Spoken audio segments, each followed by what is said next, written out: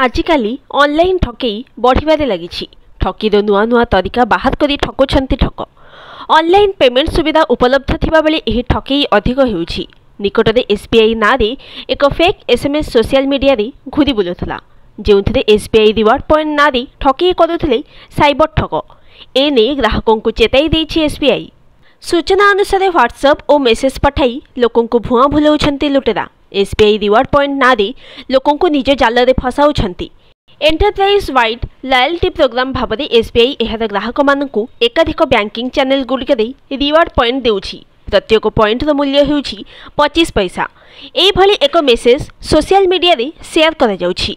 एने social media x रो एक post रे बैंक कहिछि जे ठक माने एसबीआई रिवार्ड पॉइंट पाइबाकू एसएमएस एवं व्हाट्सएप रे आप लिंक एवं मेसेज पठाउछंती। तेबे एने बैंक पक्षरु स्पष्ट कर दिया जाइछि, बैंक केबे भी एसएमएस किंबा व्हाट्सएप उपरे लिंक किंबा अवांछित एपीके पठाए नाही। एभली कोनोसी लिंक रे क्लिक करिबा किंबा अजना फाइल डाउनलोड न करिबा पई एसबीआई ग्राहक माननकु चेतावनी दैछि। अजना लिंक रे क्लिक कले अनेक समय रे अकाउंट रु टंका कटि जाउथबा भली अभियोग हेउछि। जो माने ए विषय रे अवगत नुहंती सेमानंक पई एपीके हेउछि एंड्रॉइड एप्लिकेशन पैकेज।